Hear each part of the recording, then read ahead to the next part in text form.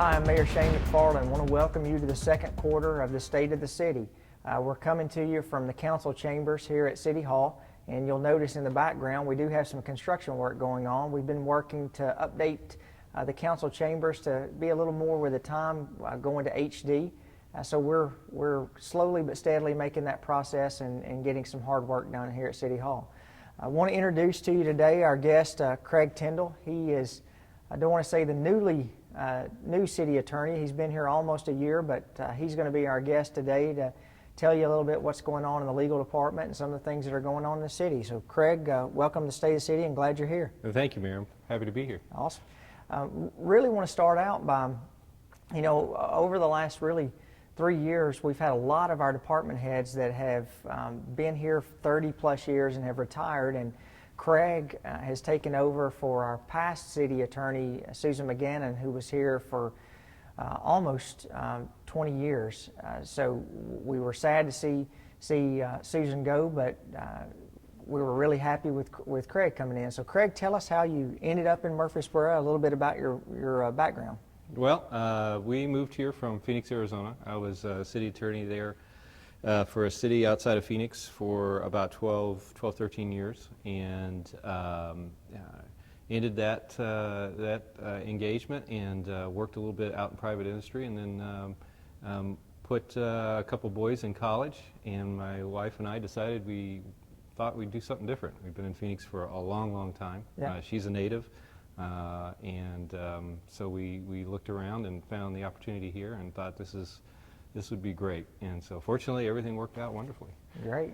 Well, how have you enjoyed Murfreesboro so far? What's some of the things that you've seen that you really like? Well, so far it's been extremely pleasant. We've enjoyed it a lot. I think the number one thing is the people. It's the community, the culture.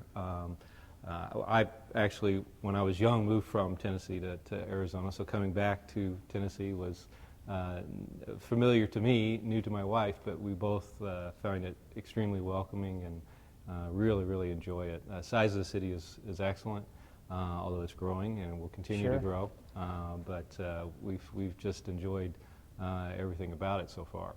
Yeah. Well, I routinely speak to different groups, and I came here in 1992 and there were 40,000 people in Murfreesboro, so it's hard to believe that, in the 20 plus years that I've been here, that the city has almost tripled in size, or it has tripled in size. So routinely I will ask people to raise your hand if you're from Murfreesboro or Rutherford County, and normally it's less than 10% of the people who will raise their hand. So you're part of the group like me who's moved to Murfreesboro and enjoyed it. So the legal department, as with any major corporation, which your city is a large business, has a lot of legal dealings that we go through. So sort of tell the residents out there what your day-to-day operations are, sort of some of the things that you do as city attorney. One of the best things about being in-house counsel for a complex organization like a city is the variety of work that we get to do.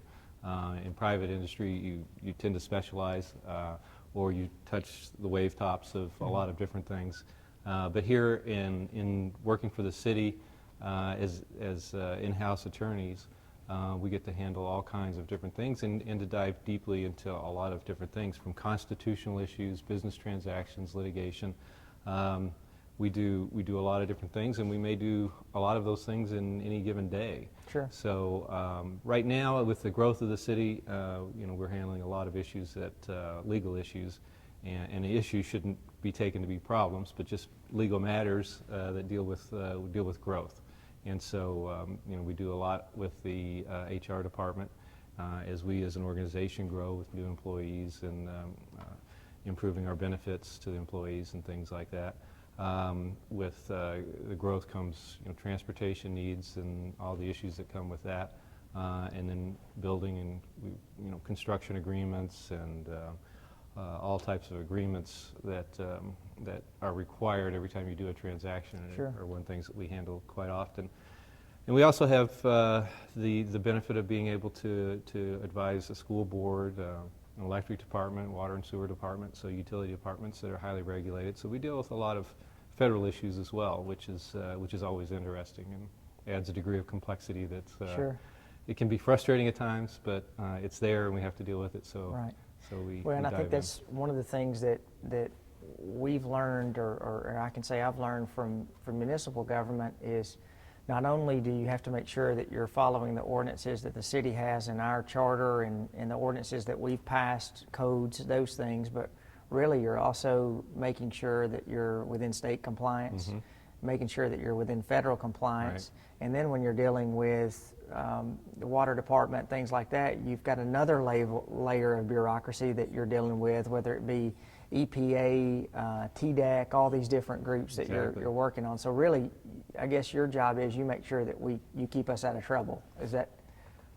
We make a big effort at that. We do. We try and stay on top of a lot of different things. It's federal, state, local, even the other municipalities and utility districts, and what they're doing is important because it does bear on what we do. Yeah. So we have to keep an eye on all of that. So fortunately, we have a very good legal staff. My predecessor built a wonderful legal department, and it makes it that much simpler to really stay on top of things because it can be allocated out to a lot of different attorneys.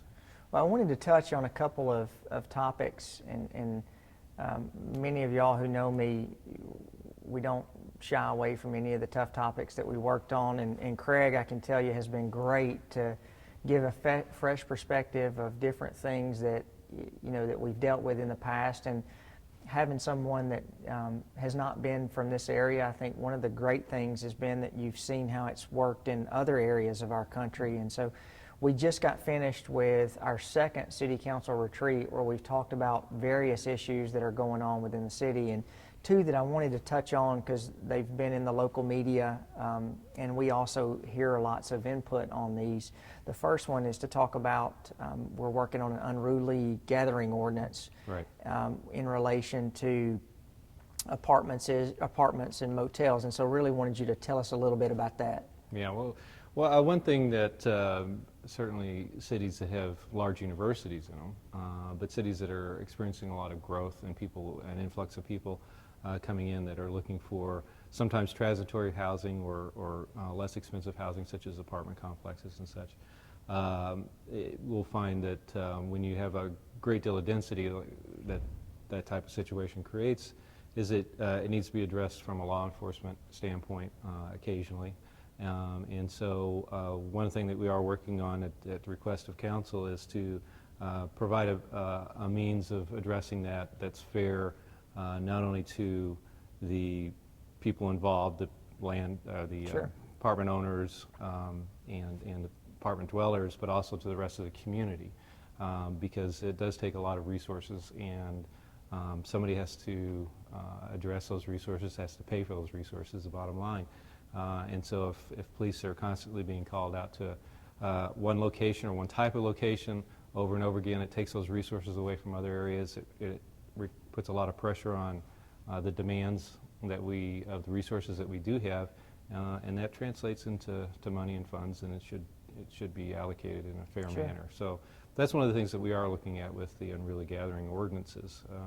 And we have the experience of Chief Durr, who was in Eugene, and they have a large university there. University of Oregon. Right, and in a smaller town, and so he's experienced some of these problems, and we can draw from that on how they addressed it, because they've done a pretty good job. So. Yeah, and I think that's one thing that when you see some of the comments on social media, or you have other comments where you're talking to residents, I think the one thing that we want to make sure is that no matter whether you live in an apartment or you live in a single-family home or you live in a motel, every resident has the right to feel safe in the place that they're living. Absolutely. And what we want to make sure, and this is where Craig has been invaluable on helping us with this, is to make sure that when you have certain complexes or certain entities that maybe are not doing as good of a job as what they need to do to make sure that they provide a safe environment, is we want to find a good way for that to be accomplished. And we're talking about within Murfreesboro, you're really talking about not the majority of the complexes. It's by no means. Yeah. It's like in the legal world, in my 1 year of law school that I had, every law is made because someone did something to have to write that law. So we're not really talking about the majority. It's really the minority that we want to be able to get a hold of. And I've seen overwhelmingly from the residents that they feel like that this is a good direction to head in. So the second thing that we talked about that was in the retreat that we get a lot of comments, and I think this is something that staff is also working on, and it's a much more complicated issue, so I guess I am going to put you on the spot, is to talk about panhandling. And really, this is not something that is just in the city of Murfreesboro. It's something nationwide that is going on. So normally, it's about every day or every other day I will get a phone call, an email, a Facebook post about panhandling. So tell us a little bit about the direction that the council gave you. I know there's some legal things that we really can't get into a lot of it, but tell us sort of the general idea that we're working on. Yeah, right. Well, to back up a little, panhandling has been historically something that cities and towns have dealt with for eons, for a very long period of times, and there's no easy answer because it's a societal problem that has yet to be fully addressed and prevented. It's just something that's always probably going to be with us. And so, but it does have to be addressed in a way that's fair to other people that live in the community. And so, across the nation, cities have really upped their efforts to address the situation so that people feel comfortable, feel safe in their community, and the community aesthetically can maintain itself in a fashion that they feel is reasonable to do. So what we've been looking at, I mean, it's no mystery. The ordinances that address solicitation in general invoke free speech, constitutionally protected free speech. Whenever a government addresses free speech, they have to do it in a very particular manner. And so we're looking at that extremely carefully in crafting the ordinances the best that we can to be assured that we stay within the bounds of constitutional law. But it is something that obviously the citizens want to have addressed, and it does raise an issue that certainly is something that's important to the community, and so it does need to be addressed, and so that's the direction that we're heading. Like I said, other cities have addressed it in similar manners. So we are by far not alone in the problem and the solution that we're looking for. And it's something that when you look at community-wide, when we talk about panhandling, we as a government, we continually try to partner with organizations like Greenhouse Ministries, Last Call for Grace, Journey Home, Room at the Inn, United Way. There are all of these agencies that, if I had to say one thing to the residents that are out there, make sure that when you're giving your hard-earned money away, and part of the issue that we have the panhandling is because the people in Murfreesboro have such big hearts that they really want to help people. But we want to, as a city, encourage you to give your money to those organizations that they deal with these issues, they deal with these situations, and the goal is, it's one of the things I taught with my boys. It's, give a man a fish, he can eat for a day. Teach a man to fish, he can feed himself for a lifetime. And that's one of the things that we want to be able to partner with these different organizations to not just give a quick fix, but also to help the entire solution or the entire issue. And that's one of the things that we continually say: the homelessness issue, the panhandling issue, that's not ever going to go away. We just have to find good ways to be able to address it. Yeah, so. And that's very important because law enforcement isn't really the answer to it. It's just treating the symptom. And so that's the most important thing. And what people need to realize is that studies have shown that you are not helping the individual by giving them money directly, because that has a high percentage of keeping them from the longer term and the broader benefit to fish for their lifetimes to get the help that they need to learn to do that. So that's not particularly helpful to that individual, and you can talk to the people that provide the social services to individuals, and they will tell you that that's the wrong thing to do. Sure. It's a temporary measure that doesn't provide them what they really need. Well, and I think as a city, what we're trying to work on, and with Craig's help, that we hear the residents that have complained and have lots of concerns about panhandling, and what we're working on is making sure that we do that within the confines of the law, that it doesn't put the city at risk. At the same time, I think what we heard at our council retreat, and it was a consensus, we want to be thoughtful about the panhandling ordinance, but at the same time, there's not one council member that really said that they were against finding a better way to make it more restrictive, where really it comes down to where it's a safety issue. Right. When you've got people that are standing on the side of the road, we already have aggressive panhandling ordinances that are in place, but when you get off of Medical Center Parkway and you have someone there off the interstate that's standing literally almost in the lane of traffic, you get in that fine line where someone's going to get hurt. And so I wanted to tell the residents that's something we are working on, and that we're going to find a good aggressive way to be able to take care of it. So, Craig, any other things you want to tell the residents of that's going on, or anything you want to? No, I mean, I'm excited to be here. I think the potential for Murfreesboro is tremendous on lots of different levels, and I think the biggest thing, the benefit that I see is that that the community can maintain its cultural, its wonderful way of life, and still address the growth that we all know is coming. The focus on 2035 has been very beneficial, and it shows where we're headed. So, Sure.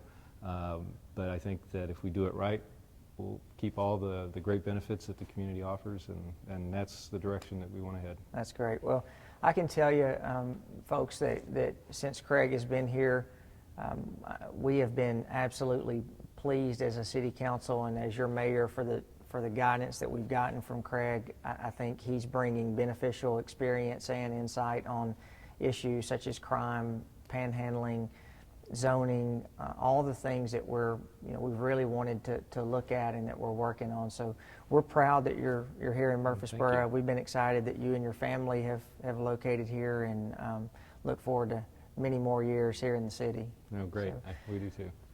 you can always check out the State of the City on our YouTube channel. You can find us at murfreesborotn.gov.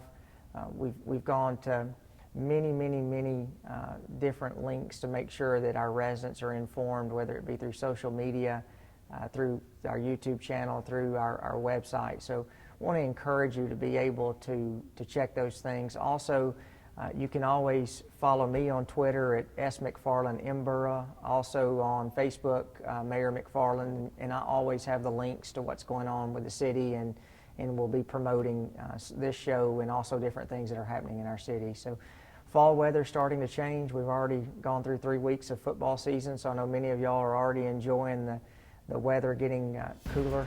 So I want you to have a great fall and stay in contact, and we'll talk to you soon. Thanks a lot. Enjoy Murfreesboro.